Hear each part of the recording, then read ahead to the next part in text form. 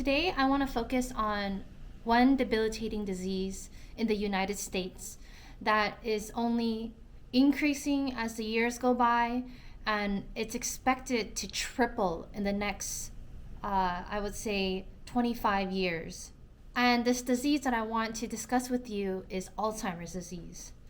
I want to go over why it is impacting our current generation, as well as how it's going to impact us in our future generations. So if you don't already know, Alzheimer's disease is a disease of the mind. It affects your cognition, your ability to rationally think. It affects your short-term memory, but it can preserve your long-term memory. So things in your childhood you will remember, but day-to-day task becomes incredibly difficult. So essentially, it turns people into like zombies. Okay, not so much of the Walking Dead zombies. Herschel, take the stand for! Herschel! Listen to me! Where humans feed on other humans, but very similar because your way of logic and thinking becomes very difficult to do. Your time and place becomes delusional. Creating new memories absolutely cannot be done. And I want you to understand exactly how debilitating having Alzheimer's disease is. So let me just paint a picture for you. So let's just say one day you wake up and you want to go or walk to your favorite grocery store or your favorite restaurant. You eventually cannot remember how to get there. It's as if you were just making your first trip to that place ever in your life. And then wiping your butt or having those cues that you need to walk to the bathroom, sit on the toilet to go number 1 or number 2, it becomes difficult. You end up not being able to control that urge to want to go to the bathroom or how to get there. So you end up just wetting the bed or wetting the sofa or wetting yourself in a diaper. And then your words become jumbled because your next train of thought, it almost becomes so difficult to verbalize or to say because you don't even have an understanding of what you're trying to explain. And then you sink into this whole new world. No, not like the one from Aladdin, where the world is beautiful and you want to explore it. You almost become afraid of the world because you don't recognize the people around you. You don't recognize how to go about your everyday life, as if you were reborn from your mother's womb, but just without the loving attention from the mother who born you. But instead, you're thrown into this world with your adult children who are potentially busy with their lives, busy with their own children, busy with their work and trying to make a living. Because we all know living in the United States, or actually here in California, it is so expensive. The cost of living here is ridiculous.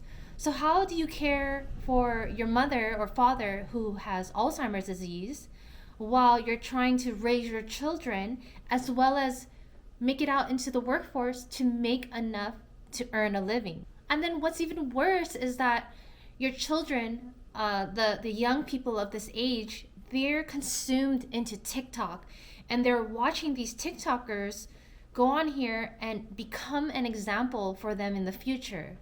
Like, for example, I came across this TikTok account and this couple, they were talking about how they wanted to be honest with one another. Yeah, just watch this clip here and tell me what you think. We listen and we don't judge. Sometimes I don't really have a headache. Sometimes I go in the bathroom and hide and pretend to go to the bathroom when I hear the chaos in the house, just so you have to handle it, not me. When sometimes I tell you I'm going to get a facial, but I'm really going to get Botox. Sometimes I pretend to have to fix something downstairs just so I can play video games and have some peace. Sometimes I move your keys on purpose just to drive you crazy when you say you can't find them. Sometimes I go in our bedroom at night and pretend to fold laundry while you're downstairs just so I don't have to help you clean up. Sometimes I tell you I have to go run errands, but I'm really just eating Chick-fil-A in my car and going shopping. Sometimes I ignore you and pretend like I can't hear you in hopes that you'll get so annoyed that you have to repeat it that you won't ask me to do something again.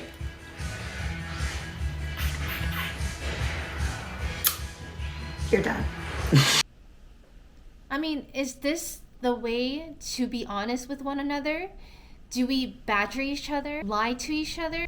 Is that the way we treat our loved ones? Is that the type of example that we want to show the younger generation? And then I come across this other YouTuber who wants to make a living on OnlyFans. She decides that she wants to sleep with 1,000 men in one day, in just one day, to break the Guinness's World Record or something of that sort. So she essentially did this for fame and money.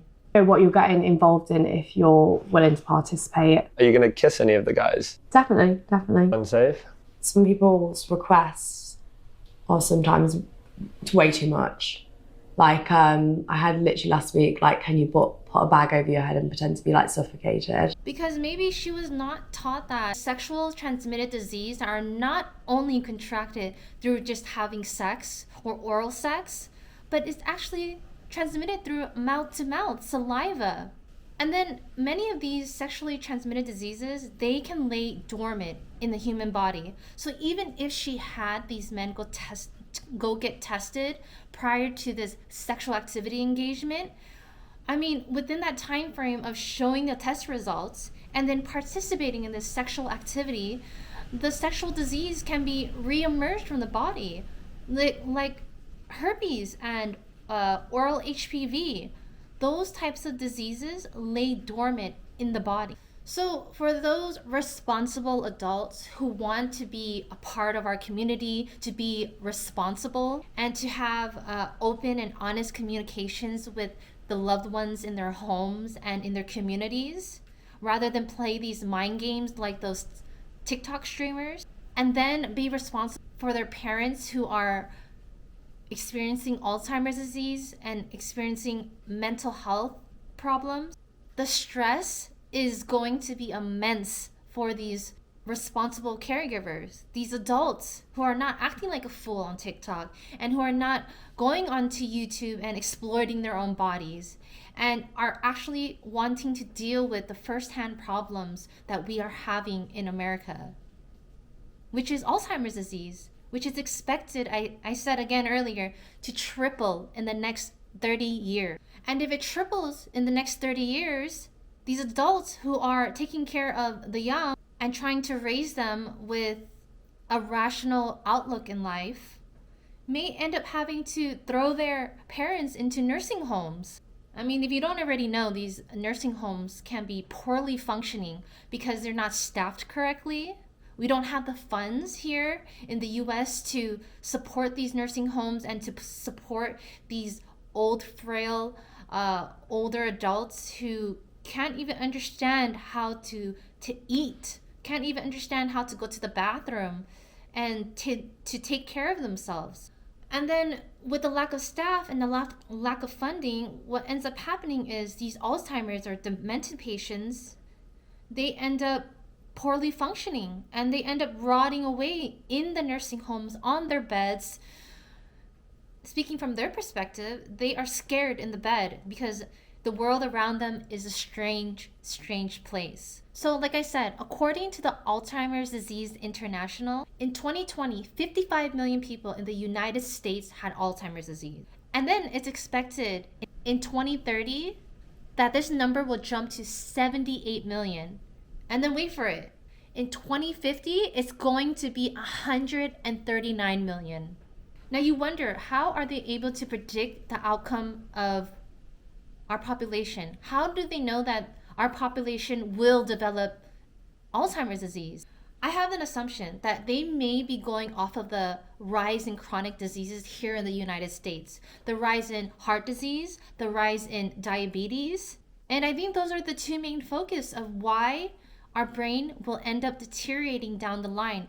And then according to the World Population Review in 2024, I wanted to check what areas in the world actually have the highest rates of Alzheimer's disease, and then which areas in the world have the lowest rates. So Finland had the number one highest rates of Alzheimer's disease. And then the United Kingdom came second, while the USA stood 8 on the list. Do you know anything about Finland? Because at the time of my research, I didn't know anything. I went on to Google and I searched, why is Finland rated the number one in the whole world for Alzheimer's disease? So according to research, they grow up in more cold and humid climate conditions. And this type of condition, it typically causes mold to grow in the homes. And mold, again, is a neurotoxin. And the specific type of neurotoxin that they've researched that can cause Alzheimer's disease is called mycotoxins. Not only that, cyanobacteria, which lives in the Gulf of Finland, produces these types of mycotoxins, which has also been known to cause Alzheimer's disease. And why would a person in Finland have any relationship to what happened in the Gulf of Finland? It's because potentially they're eating seafood that comes from this Gulf of Finland, and consuming it can cause a rise in mycotoxins, which then accumulates in the brain and then results in Alzheimer's disease. Finland also has low selenium levels inside of their soil. And then why is this important? Because selenium actually helps the body make glutathione. Glutathione, which is naturally made by the body, protects the body against neurotoxins like mycotoxins. So can you imagine if you're in a home living in moldy conditions and surrounded by neurotoxins, and then you're consuming seafood or anything from the Gulf of Finland that raises your neurotoxins, and then your body cannot produce the type of antioxidant to fight off the neurotoxins, I think it can explain exactly why Finland is rated number one in the world for the highest rates of Alzheimer's disease. And then I did a little more digging about the United Kingdom. Why are they at high risk for Alzheimer's disease? So according to research, they have a high number of their aging population, which is the biggest risk factor. The older you get, you're more at risk for getting Alzheimer's disease. So the UK, they don't have cold and moist climates like Finland. And I'm not too sure about their soil there or their produce. So I looked into their diet, and they eat a lot of fried foods and refined carbohydrates. I mean, similar to that in the United States. Maybe their dietary intake is not the most healthiest. So I paused there, and then I went down the list to find the place that had the least amount of Alzheimer's disease people. And then I found that Tsimane, the indigenous people of the Bolivia's Amazon rainforest, have the healthiest brains and hearts in the whole wide world. So what do they do differently in their lifestyle? They hunt, they farm, they fish, and they gather. So it seems that their lifestyle is completely organic. They live off of their land. None of their foods are processed foods. They're very active in their lifestyle. They have a diet high in fiber and also healthy fats. The research showed that the Tsimane people of the Bolivia's rainforest, their brain, this is astounding, their brain has a 70% slower decrease than those living in the United States and Europe. Must be doing something right in their lifestyle, their daily habits, to prevent the onset of Alzheimer's and dementia. So if America is not being affected majority of the time by these neurotoxins, and also research have shown that having a genetic component for Alzheimer's disease, such as a mutation in the apolipoprotein E in your body, which is typically found in the African ancestry and can lead to Alzheimer's disease, then the only other concern or the only other conclusion that I can come to for those living in America and the European nations such as the UK, it must be our lifestyle, it must be our diet, it must be our level of physical activity. Because I can only compare us to the Samani people in the Bolivia rainforest. Our diets are filled with processed foods, fried foods, sugary foods, and a bunch of carbohydrates that is processed in a factory somewhere. Maybe you're wondering, how does Alzheimer's disease actually develop inside of the brain? There are two proteins in the brain that they've discovered is the major implications of Alzheimer's disease. The first protein is called tau protein, and then the second protein is called amyloid protein. So amyloid beta protein is naturally occurring inside of your brain. It's naturally made inside of the brain. But in Alzheimer's disease, what happens is it doesn't get broken down in the brain to be recycled and remade. So as these proteins are made excessively and not cycled outside of the brain, they eventually clump together, and then it's going to grow over time and disrupt communication between neurons inside of the brain. And then the tau proteins are actually inside of the neuron, which is the nerve. But then when the chemical processes inside of the body is imbalanced because you're not eating healthy and you're not exercising, these tau proteins, they say, would become phosphorylated. And when they become phosphorylated in an abnormal way, it loses its function and then disrupt the internal structure of the neuron, which would end up impairing the function of a normally functioning nerve cell. So I went over a few pointers earlier, but what causes these tau and amyloid proteins to build up in the brain? The first one I said already was genetics. 2, the aging brain cannot clear away debris or tau and amyloid protein, which leads again to a buildup of these proteins in the brain. But actually, how much does aging affect the clearance of these beta and tau proteins? Because the people in the Bolivia rainforest, they get older like us. Everyone ages. But the people in the Bolivia rainforest, they are not getting Alzheimer's disease like people who are 70 here or 70 there would. So I'm not so sure that I would lean so much on just the vagueness of aging that causes a person to get Alzheimer's disease. I think it stems from way before, the lifestyle that leads up to someone aging and then developing Alzheimer's disease. Because like I said, the Bolivia people, only 1% of their population ends up developing Alzheimer's disease. Number 3, oxidative stress can cause an unregulated buildup of amyloid and tau protein. So how does oxidative stress develop? It is due to toxins and inflammation inside of the body. Just like those in Finland, they have a lot of neurotoxins because of their environment that they live in. And then inflammation. Inflammation can come from inhaling pollution. It can come from smoking, when you inhale pollution through smoking cigarettes or toxic chemicals. It can come from a poor diet, eating too much carbohydrates and too much sugar, as well as a lot of processed foods, such as refined carbohydrates. Again, these types of foods are not natural in the Bolivia culture. And then 4th, what is another reason for a buildup of the tau proteins as well as the amyloid protein? It is due to a blood-brain barrier disruption. So what causes the blood-brain barrier disruption? Again, it is inflammation. When the blood vessels or the lining becomes disrupted inside of the brain over time, over a long-term period due to chronic inflammation. If you want to check out my other video on me going in depth about how sugar affects the blood vessels all throughout your body when you have too much of it in your body. And again, blood sugar is related to those who are diabetic.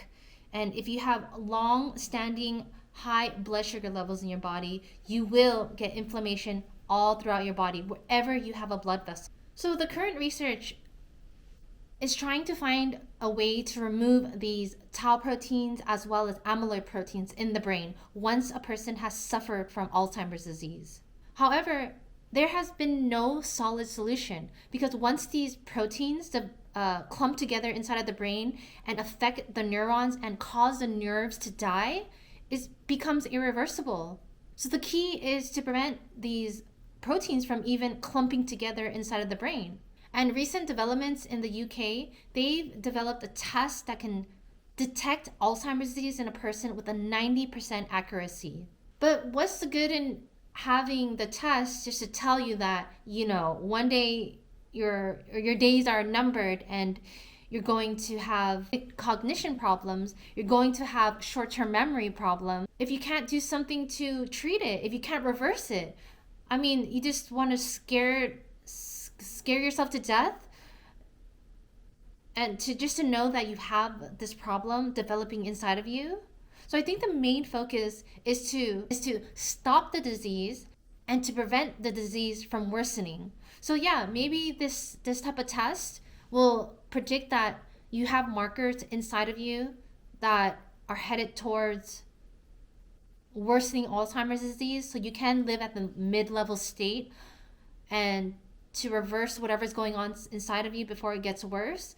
But who knows? The neurons are gradually dying once the proteins are committed to clumping together over time.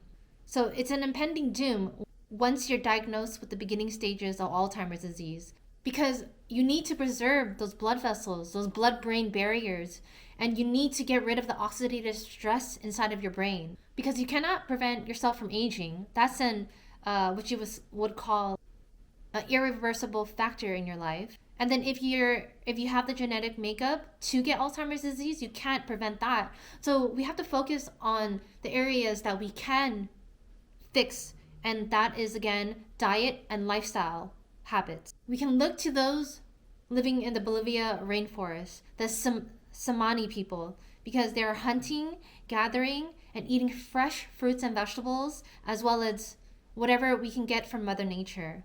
These processed foods, refined carbohydrates, sugary foods that have added sugars to it's not contributing to our life. And it's not going to give our future generations, those responsible adults who need to raise the young and who need to take care of their elderly parents, an easier time. Doesn't the outlook look so much better if we can see our parents and our grandparents go into old age with their brains fully intact? So the aim of this discussion is to hopefully not reach those numbers that our Alzheimer's population is expected to get to in 2030 or 2050. Let's level set the Alzheimer's disease population, because it's a very difficult disease to take care of. It's a very difficult disease to live in. And there's an immense responsibility behind the people who get Alzheimer's disease. Well, I hope you enjoyed my discussion, and I hope that you would change your lifestyle as well as help those around you develop a new plan to hopefully make sure our people in the US are living like those in the Bolivia rainforest. Well, take care and stay healthy, my YouTube family. Bye.